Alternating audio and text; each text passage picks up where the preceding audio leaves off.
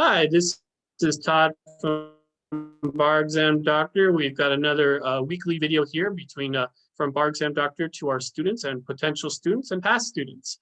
We'd like to take a minute and tell you a little about ourselves. As you can see, we're barexamdoctor.com.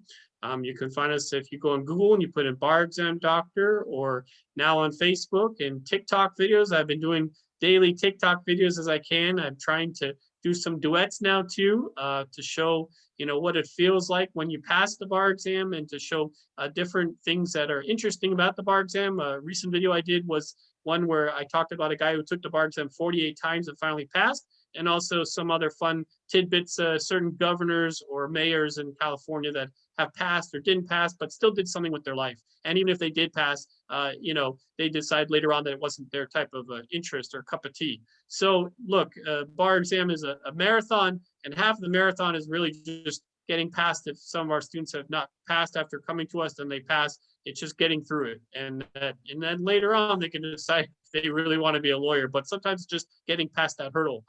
So moving forward, so basically I've got Stan here. Say hi, Stan. Dr. Hi there. Stan. So Dr. Stan will talk in a few minutes. He's one of our graders from Bar Exam Doctor. He's licensed in several states.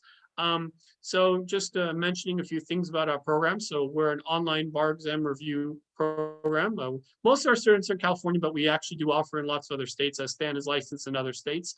And the way we work is basically take an essay or a PT online, and we have it graded by one of our graders, and then it's returned within 48 hours. And then once it's returned, it has a bunch of other fun things that you get too, such as comments on your actual answer, an outline sheet, an approach sheet, a database access where we've got probably over 5,000 past students that did similar questions or those questions, with feedback and comments and all the other stuff. So it's really helpful stuff. We also offer one free tutoring session for all of our packages, and I've done my best to keep our costs down. So we've really now been many, many years where we're still 1/3 of the price of any bar review out there. So moving forward, now I'm going to let Stan talk, Dr. Stan talk for a few minutes. Go ahead, Dr. Stan. Okay, great. Thank you, Todd. Yeah, I am in fact Dr. Stan. I've been an attorney for some 40 years. I also have a master's in HR, and in addition, I teach law and MBA level courses. I'm also an arbitrator and a mediator. So that's probably enough about me. Let's talk about a couple of things. Number one, I want to talk about the bar exam administration, past and coming up. And then I want to talk about one of the substantive areas that are actually covered on the California bar exam. So first, looking back, for those who took the bar exam in February, the results are going to be released on May 7th of 2021. There are deadlines for those who took that exam and did not complete it successfully. The application opens immediately that same day, which is May 7th, 2021, and the filing deadline for application for the following exam is June 1, 2021. For the rest of you that may be taking the July bar exam for the first time, the dates for the exam are July 27th and July 28th, and the deadline to apply is April 1st. So keep on top of those dates. As you may already know, the bar exam in California consists of a performance test as well as 5 essay tests. The essays are based on 12 different subjects, and those are listed on the CalBar website. You can look at them. They have the 12 listed in one under the other, and maybe the only caution on that is just because there's an item listed first or second, it doesn't mean that those items are more important or are going to be tested more frequently than the others. There's no hierarchy with the listing of those subjects. It starts out with business associations, which, by the way, I spoke about last time, and then it talks about civil procedure, and that's what I'd like to talk about very quickly. This is not law school, and this is not the bar exam prep of barexamdoctor.com, because you haven't signed up for it yet. You would, if in fact sign up, be getting those things that Todd talked about a few minutes ago. So what I'm doing is just kind of going through the subjects one by one in each video that we do, and just highlighting some things that you need to be aware of. And when you go back to your outlines of law, whatever source you're using for your law, write yourself a note or make a mental note of the fact that, gee, these are some of the things that barexamdoctor.com said I should be familiar with. And of course, when we talk about civil procedure, the first thing you want to talk about is personal jurisdiction. There's general jurisdiction and then there's personal jurisdiction. And ideally, you know the difference because you may need to know that if it's tested on the upcoming bar exam. In addition to that, you need to be aware of subject matter jurisdiction, which of course goes with personal jurisdiction. Another really, really important principal part of studying anything in civil procedure is to know federal question and diversity jurisdiction with regard to that matter. So, you need to be able to spot federal questions, and you also need to be right on top of what it takes to have diversity jurisdiction.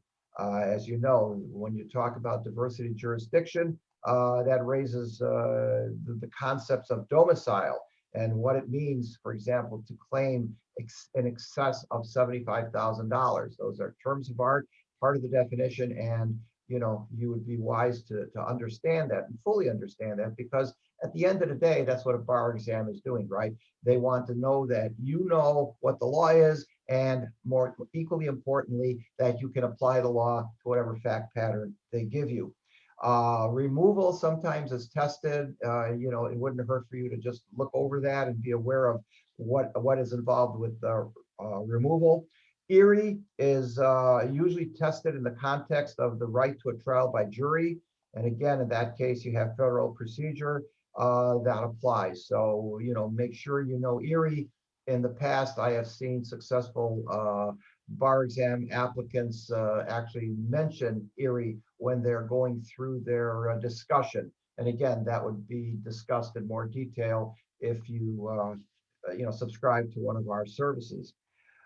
Excuse me. Also, you need to be aware of what claim and issue preclusion is. Claims can be precluded and issues can be precluded. You need to know how those mechanisms work. Additionally, and I'm watching the time because this is not going to be a 25-minute video on everything you want to know about civil procedure. Again, I'm just hitting highlights of items that I think you need to know. One of them is I suggest you pay close attention to how graders like me have graded civil procedure practice exam answers on barexamdoctor.com. As Todd mentioned, you will have access to look at answers that were submitted by people like you who were taking practice bar exam questions and answering them through barexamdoctor.com. So those comments that graders like myself have made on students' works are very, very informational, and they're very, very crucial to helping you get enough points to pass the bar exam. So again, someplace to look for. Likewise, we provide the model answers, and we'll talk more about model answers in videos and in sessions after you have become one of our students at barexamdoctor.com.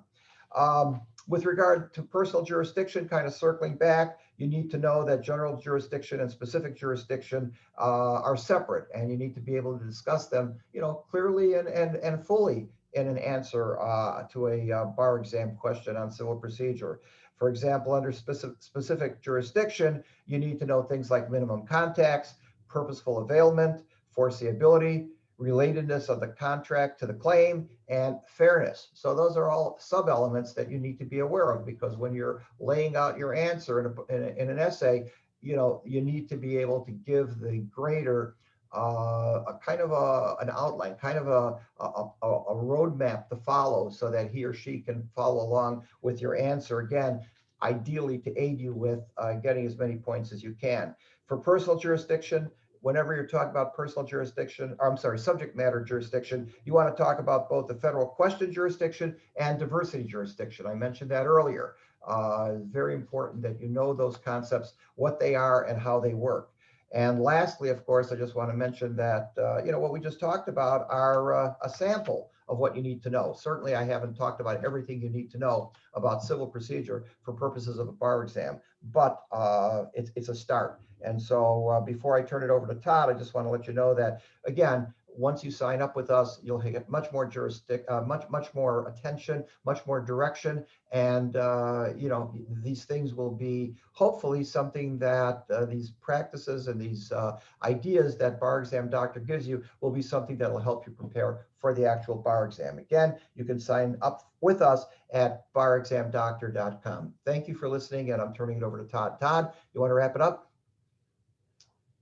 Yeah, so just one interesting thing I want to point out, that we get this question a lot, and I always answer the same way for many, many years now. Don't be fooled by bar reviews guaranteed or percentage pass rate, okay? A lot of times these bar reviews out there are putting these percentage pass rates, and when you look at the fine detail, they're qualifying it in such a small group that it's not even usually applicable to most of everyone else. A lot of our students have taken the bar exam a bunch of times. They've done a bunch of things. They graduated law school a long time ago. So just keep in mind, don't get fooled by these. Oh, what's your pass rate? What's your pass rate? Do we have a bunch of people passed? Of course we do. Have we a bunch of people passed in October? Of course we did. We wouldn't be in business. We wouldn't be in business if we didn't help people pass the actual bar exam. So just don't be fooled by that. What we try to do too is, if unfortunately someone doesn't pass after using us, I try to help what I can, and maybe a little lesser rate. But again, I know this. Almost every student of ours, if they didn't pass, they dramatically improve their score. I mean, that's a given. And I think that's a lot of times with other bar reviews too. If it didn't work, but the biggest thing I'd say is, don't be so quick to run back to the same bar review if they say, oh, what's your guarantee? You come back again for free. You have to see, why didn't you pass? Was it your writing that you picked up on and they're teaching you how to write a certain way? Or was it just something else? Look, other things happen. Anxiety and other things occur. Your computer, different violations when you're doing it online. So there's a variety of different things. So it's important to examine why you didn't pass on that the most recent attempt. So that's about it for today. Keep posted on my other videos I've been making on TikTok and the other Facebook sites. And I'm also trying to gather as many students as we can for the next few months into our Facebook group. So stay posted there, as we'll continue to post other interesting things to keep this process a little more interesting than it has to be, because it is a little dry. So we do what we can with our instruments and other fun things. That's about it for now. We'll see you later. See you next week. Bye-bye.